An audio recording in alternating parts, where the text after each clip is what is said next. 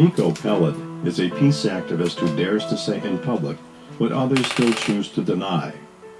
Born in Jerusalem in 1961 into a well-known Zionist family, his father, Matti Peled, was a young officer in the War of 1948 and a general in the War of 1967, when Israel conquered the West Bank, Gaza, Golan Heights, and Sinai. Miko's unlikely opinions reflect his father's legacy. General Peled was a war hero turned peacemaker. It's time to sweep away some of the myths and to uncover the truth so that we can finally live in peace together. And so the three myths that I like to uncover, the three probably most popular myths, the most common myths. The myth of 1948, where the myth was that there was a country without a people. And then the myth of the existential threat of 1967. And then finally the myth of the Israeli democracy. Growing up, we were taught to believe that the Arabs had left Eretz Israel, partly on their own and partly at the directive of their so-called leaders, and that therefore taking their land and taking their homes was morally okay. It never occurred to us that even if they did leave willingly, we had no right to prohibit their return. But then Israeli historians have found that, just as Palestinians have been saying for decades, none of this was true. And it's interesting that when Palestinians claim something, we tend to doubt it. But then when Israeli historians come up and say the exact same thing, well then, now we accept it. As though the Palestinian word is not good enough. And so Israeli historians have confirmed that Israel was created on the ruins of Palestine. Now, obviously Palestine was not a state yet at the time, we're talking about 1948. But it would have been a state very shortly thereafter had it not been so completely destroyed. That had bustling cities, it had a middle class, it had trade and commerce. Palestinians had judges and scholars, and they had a rich political life, and they had all the characteristics of a state to be. But the one thing in which they didn't invest, the one thing in which Palestinians did not have, was the military. Any kind of militia. And so when the Jewish militias attacked, even though the Palestinians constituted the vast majority of the population, when the Jewish militias attacked, they were helpless. The Jews, on the other hand, in Palestine at the time, were a minority, probably less than 500,000, but they had put together state-like institutions. So they had their own schools, they had their own universal healthcare system, for example, they had a quasi-government of which my grandfather was a member, and all of these were created based on the principle of hafradah, which in Hebrew means segregation. In other words, to be completely separate from all the institutions that the Palestinians had had. And the one thing that they did, in which they did invest heavily, was a very strong militia. A militia of young men, well indoctrinated, well trained, of which my father was a member. And they were determined to create a Jewish state in Palestine, completely disregarding the fact that the majority of the population were not Jews, but were Palestinian Arabs. It turns out that the creation of Israel had not, after all, been a haphazard fight in which the Arabs fled their homes due to the directives of their own leaders. It had been an unprovoked, systematic campaign of ethnic cleansing by the Jewish militia involving massacres, terrorism, and the wholesale looting of an entire nation. Now it's interesting, my mother was born and raised in Jerusalem. She was born in 1926. And she recalls the Palestinian neighborhoods in West Jerusalem. And when the residents of these neighborhoods were forced to leave their homes, which are still in Jerusalem, they're beautiful, spacious homes with beautiful gardens, were offered to Jewish families. And one such home was offered to her, being the wife of an officer and so forth. And she refused it. She said she could not bring herself to move into the home of a family that had been forced out and is now living in a refugee camp. She also said, and I heard this confirmed by many people, that when the Jewish forces came into the homes, the coffee was still warm on the table. The people had just left. And then the looting began. And again she recalls seeing the truckloads of furniture and rugs and what have you being taken away from those homes. Another widely accepted Zionist myth is that in 1967, Israel faced an existential threat where the armies of 3 Arab countries were invading, and miraculously the Jewish forces were able to beat them all and conquer huge tracts of land. Now, setting aside for a moment the fact that countless books have been written in Hebrew and English and Arabic and other languages, and that documentaries have been filmed disproving this completely and showing that the purpose of the war was conquest. In my own research in preparation for this book, I spent days at the Israeli Army Archives. And I read from the minutes of the meetings of the Israeli General Staff, the top IDF, top brass, and the things that were said during those meetings. And I want to quote from my book one such passage.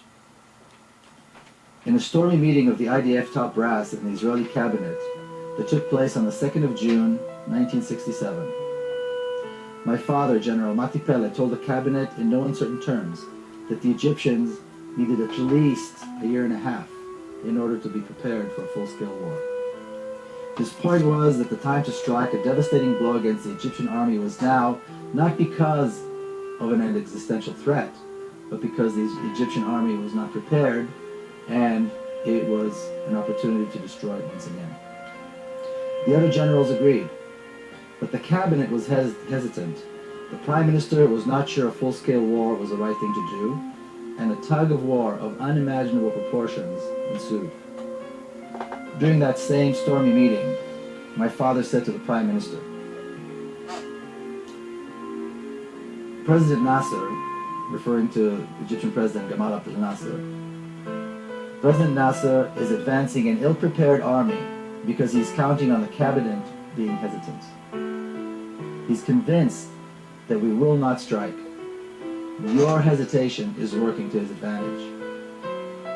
Later on, he accused the Prime Minister of insulting the army, this army that had never lost in battle, by not allowing the army to attack right now. So there was never any mention of an existential threat, just an opportunity to once again assert Israeli strength. In the end, the cabinet succumbed to the enormous pressure placed upon them by the general, and they decided on a preemptive strike that began on June the 5th, 1967. And again, I want to quote from my book. The surprise attack led to the total destruction of Egypt's air force, the decimation of the Egyptian army, and the reconquest of the Gaza Strip and the Sinai Peninsula in a matter of days. The Israeli army also knew that the Syrian army was in shambles and the Jordanians were no match for the IDF strength. After the campaign of Egypt went so smoothly, the generals turned their attention to the West Bank and the Golan Heights, two regions that Israel had coveted for many years. Both regions had strategic water resources and hills overlooking Israeli territory. And the West Bank contained the heartland of biblical Israel and the crown jewel, the old city of Jerusalem. In 6 days, it was all over. Arab casualties were estimated at 15,000. That's 15,000 dead in 6 days. Israeli casualties were 700.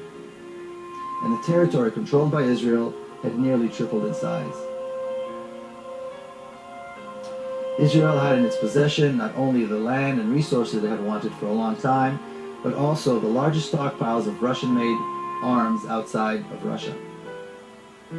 Israel had once again asserted itself as a major regional power, or as the neighborhood bully.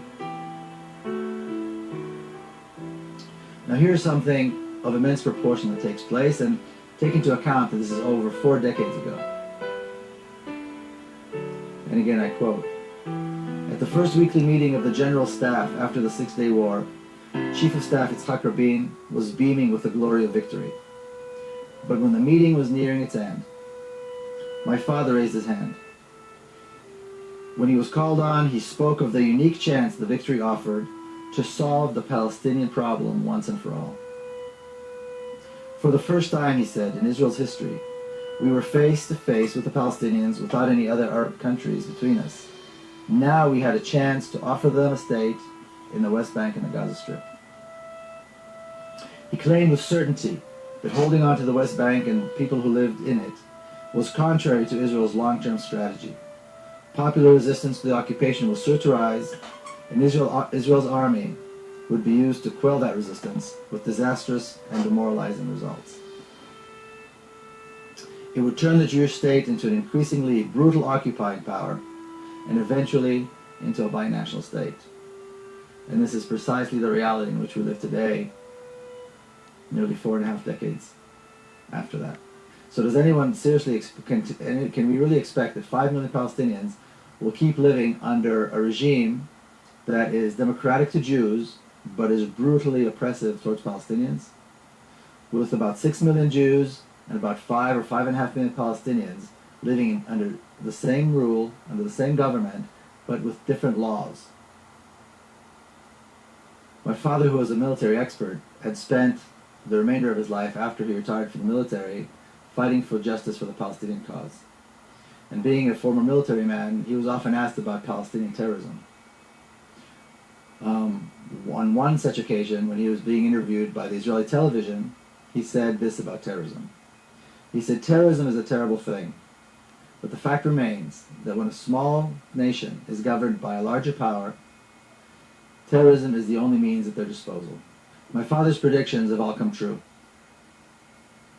Now, the work of the Israeli lobby in the United States notwithstanding, more and more people around the world are beginning to realize that there are in fact 2 nations who live between the Jordan River and the Mediterranean, and that the conditions under which Palestinians live are completely unacceptable. Recently we had an event here in San Diego, which was a vigil to remember those who were killed in Gaza by the Israeli army.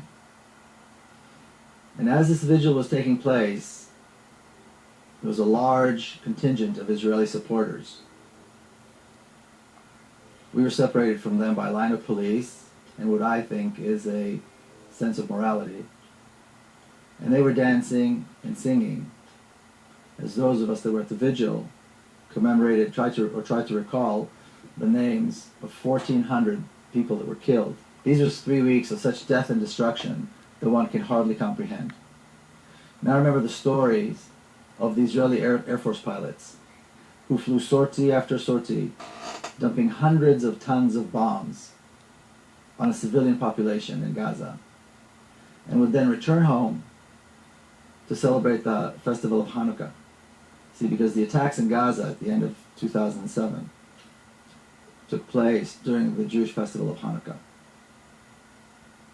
Then, these same pilots, having celebrated with their families, slept in the comfort of their beds, got up the next day, and did it again, and again, and again. I recall that while we were at the vigil, the supporters of Israel held signs that said that the Israeli army had warned them.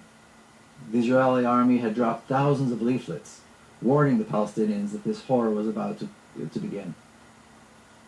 And I can only imagine the mother seeing these warnings, knowing that this horror was impending, but also knowing that there's nowhere to go.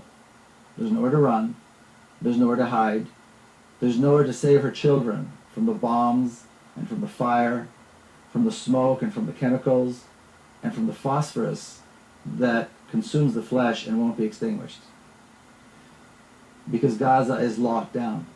Gaza is under siege, a siege that was imposed by Israel on the people of Gaza. So for these young Israeli pilots, These young men who most Israelis and Israeli supporters around the world consider their finest. This was really nothing but shooting fish in a barrel as they began their merciless onslaught at exactly 11:25 in the morning on December the 27th, 2008. And that date, December 27, 2008, will forever be etched in our memories as the darkest and most shameful day in the long history of the Jewish people. As Israel began a shameful and merciless attack on the people of Gaza. The attacks began at 11:25 in the morning, the precise time that the children of Gaza are on the streets.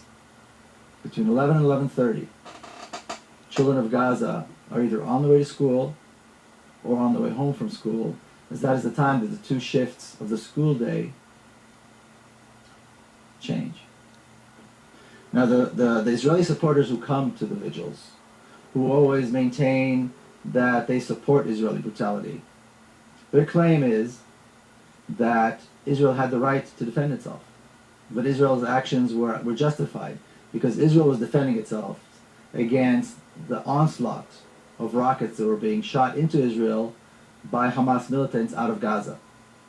Thousands and thousands of rockets that were designed to harm Israeli citizens. Now, I know a thing or two about these rockets. I recall sitting on a Saturday afternoon with my family and my children in a kibbutz not far from Gaza. And at one point, we heard those rockets flying overhead. And we heard the sirens and the warning signs. And we all had to run into the protective rooms that were built for that. And it was frightening. Only last December, I visited the kibbutz again, and a Qassam rocket fell by the kindergarten on the kibbutz while the children were present and were outside. There was shattered glass everywhere. Children were hurt. They were bleeding. Some of the children had to be hospitalized. Some of the children were in shock. It was horrible. I went and I walked and I saw the hole in the ground created by the rocket, the size of a large soccer ball. And then I remembered what a crater that is created by a 1-ton bomb looks like. It's the size of a city block. Children aren't scratched and they're not in shock as a result of that. They're decimated. They are burnt. They choke from the fumes and they are buried in the rubble. Now, multiply that by 100, and then again, and then again. And remember, or keep in mind, that Gaza is one of the most densely populated areas in the world. Yet, Israeli supporters will justify this. Many Jewish people will recall the story in the book of Genesis, chapter 18, where God decides to destroy the city of Sodom because they were sinners. And the patriarch Abraham, the shared patriarch of Jews and Arabs, chastises God and says to him, "Wilt thou also destroy the righteous with the wicked? Perhaps there be 50 righteous in the city." You see, Abraham is chastising God. And God promises that if he finds 50 righteous people, he will spare the city. Well, in Israel, there is no Abraham today. And no Palestinians are righteous in the eyes of the Israelis. And as we know, the 800,000 children of Gaza were not spared this horror. You know, I'm often accused of being one-sided and of not mentioning Palestinian terrorism and the suffering that Israelis have to go through. So I'm going to touch on that right now. As my father said decades ago, when a larger power rules a smaller nation, some form of violent resistance is to be expected. And as for my own family's brush with terrorism, in our case it drove all of us to engage with the Palestinians and to reach out. And the same thing happened to me personally. And again, I want to quote a passage from my book, The General's Son. Then, in the fall of 1997, disaster. My niece Madar was killed by Palestinian suicide bombers in Jerusalem. Several hours later, there we were, driving along the road to the cemetery.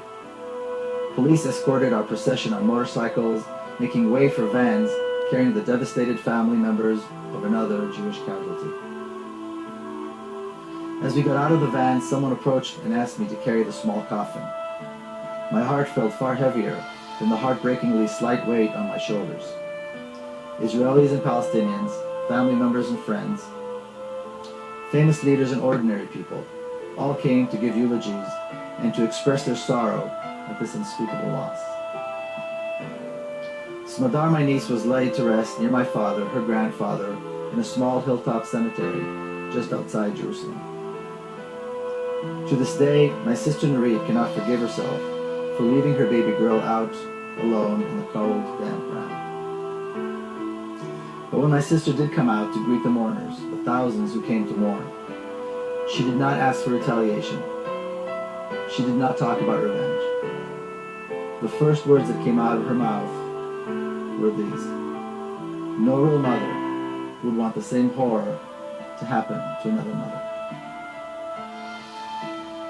And I quote again from the book. I stayed in Jerusalem for the week of the Shiva, the 7 days of mourning. It wasn't easy to return home and resume my routines after it was over. How do people do this? I kept thinking to myself. How do people keep on living as though nothing had happened? How many songs have been sung, poems read, and stories written about this feeling, the feeling one has when the unthinkable happens if the world doesn't end?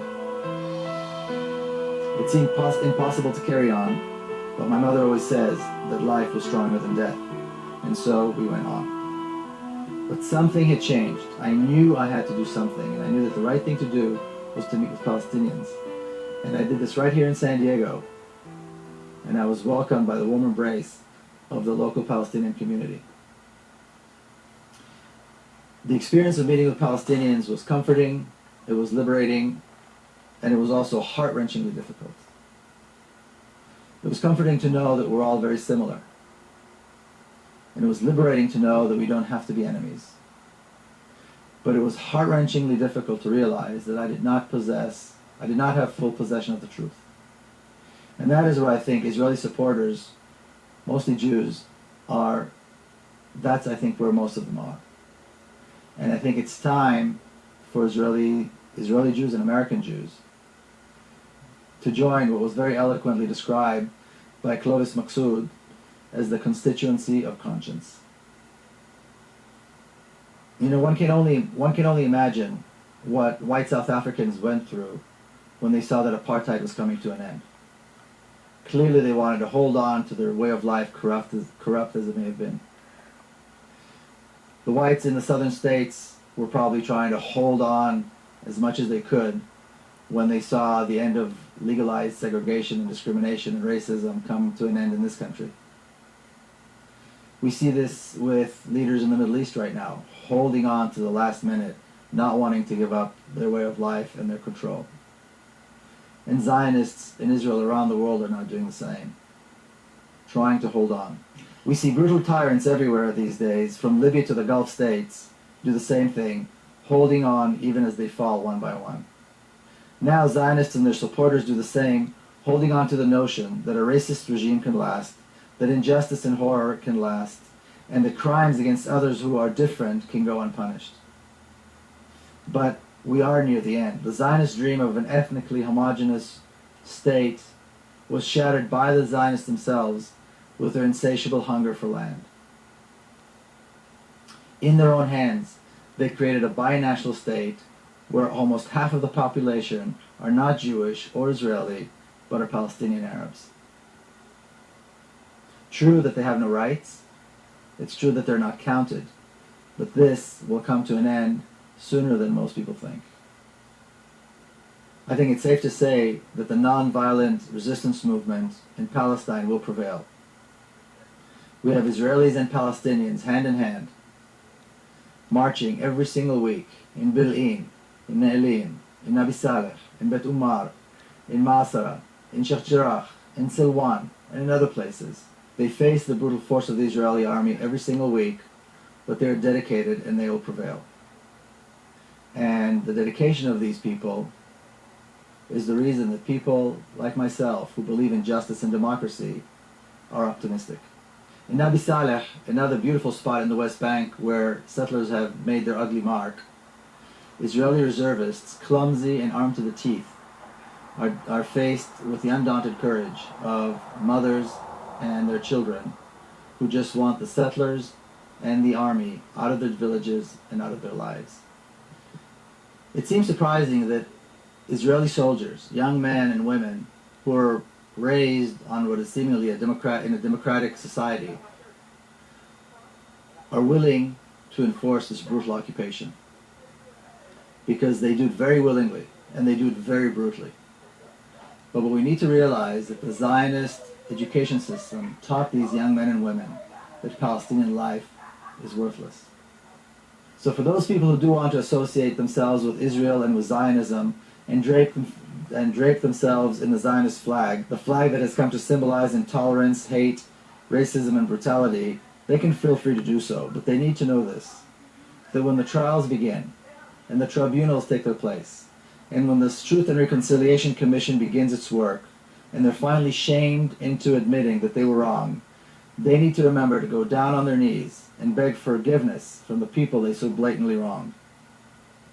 Because they need to realize that we will never forget them, and that their conscience will never allow them to forget that they supported the killing, they draped themselves in the flag, and they mocked the bereaved. The rest of us will move on, and along with the rest of the Middle East, we will follow the example of the people of Egypt to create something that will surely be a tremendous accomplishment. A democratic, secular state in our shared homeland. A state where Muslims, Christians, and Jews live as equals and educate their children to love their diverse homeland with its multitude of cultures, its rich history, and its promising future.